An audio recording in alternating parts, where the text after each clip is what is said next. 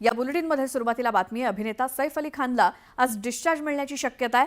सैफच्या तब्येतीमध्ये सुधारणा होत असल्यामुळे सैफला आज डिस्चार्ज मिळणार आहे अशी माहिती मिळते आहे। तसंच सैफवरती झालेल्या हल्ल्याप्रकरणी पोलीस सैफचा जबाब देखील नोंदवणार असल्याची माहिती मिळते आहे। सैफचा जबाब या हल्ल्याच्या घटनेमध्ये अत्यंत महत्त्वाचा आहे, त्यामुळे सैफच्या जबाबातून काय नवीन माहिती समोर येणार का याकडे सर्वांचं लक्ष लागलंय। मात्र तुर्तास त्याला आज लीलावती हॉस्पिटलमधनं डिस्चार्ज मिळण्याची शक्यता आहे।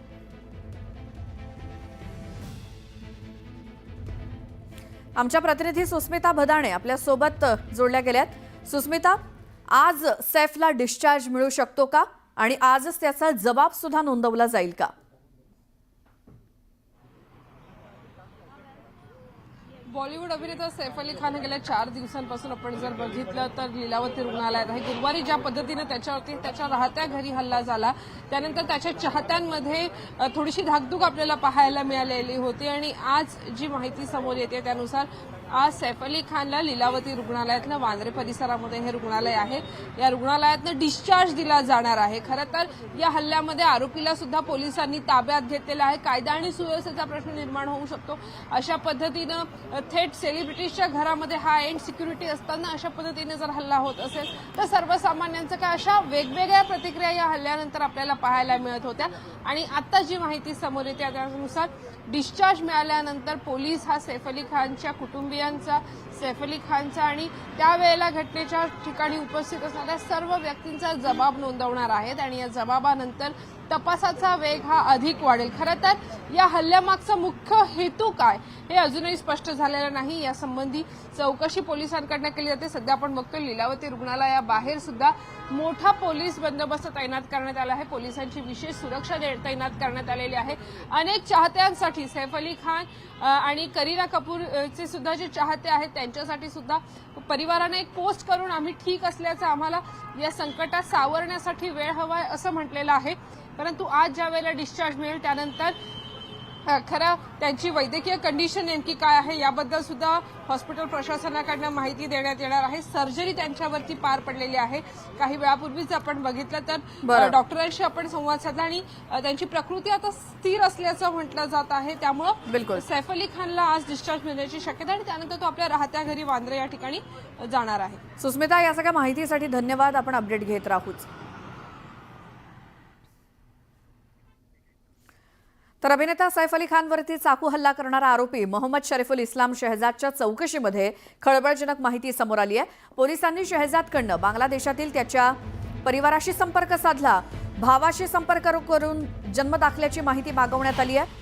अटक आरोपी सराईत गुन्हेगार असल्याचा पोलिसांचा अंदाज आहे। आरोपी बांगलादेशातील सराईत गुन्हेगार असण्याची शक्यता आहे आणि चोरी करण्याच्या उद्देशानं आरोपी सैफ अली खानच्या घरामध्ये तो शिरला।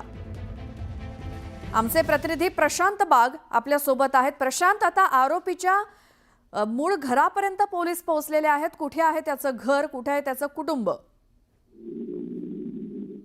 श्वेता, कसं आहे की ज्यावेळेस एखाद्या आरोपीला ताब्यात घेतलं होतं त्यावेळेस सगळीच बळामुळे खणून काढण्याचा प्रयत्न हा तपासात ज्या आरोपीला ताब्यात घेतलेला आहे मोहम्मद शफीउल्लाह खान, ज्याची अनेक वेगवेगळ्या प्रकारची नावं सुद्धा समोर आली आहे आणि बांगलादेशचं त्याचं कनेक्शन जे आहे जे पहिल्याच तपासामध्ये पोलीस समोर आलं होतं। आता बांगलादेशमध्ये त्याच्या कुटुंबियांशी सुद्धा पोलिसांनी संपर्क साधलाय।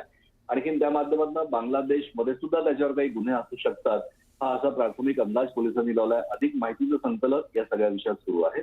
अर्थात मोहम्मद शफीउल्लाहचा हा भारतातला पहिलाच गुन्हा आहे का? बांगलादेशमध्ये त्याच्यावर कोणत्या कोणत्या प्रकारचे गुन्हे आहेत? कोणत्या मार्गाने बांगलादेशमधनं हा भारतात आला? आणखी ज्या पद्धतीनं सैफ अली खानच्या घरावर त्याने हल्ला केला नेमकं सैफ अली खानचं घर त्याने का निवडलं? अशा अनेक प्रश्नांवर आता पोलिसांचं जोरदार काम आता सुरू आहे। आणखी अनेक वेगळ्या प्रकारची माहिती सगळी समोर येते की घरातील म्हणजे ज्यावेळेस महिलांचा ओरडण्याचा आवाज आला तर त्यावेळेस 4 नौकर हे वरच्या मजल्यावर होते पण ते लपून बसले होते। जर ते सगळेच एकत्रित आले असते तर कदाचित सैफ अली खानवर चाकू हल्ला झाला सुद्धा नसता। म्हणजे डग पाईपच्या म्हणजे 10व्या मजल्यापर्यंत जरी हा पाईप आला असता तरी डग पाईपच्या साह्यानं 11व्या मजल्याच्या जहांगीरच्या खोलीच्या बाथरूममध्ये त्याने प्रवेश केला अशा प्रकारची सुद्धा माहिती पोलीस तपासामध्ये समोर येते।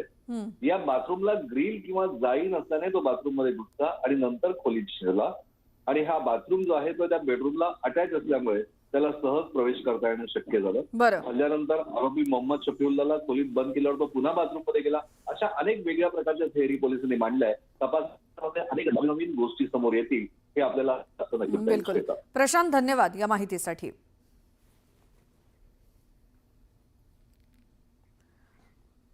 तर अभिनेता सैफ अली खानवरती चाकू हल्ला करणारा आरोपी मोहम्मद शरीफुल इस्लाम शहजादच्या चौकशीबद्दल काही खळबळजनक माहिती समोर येते.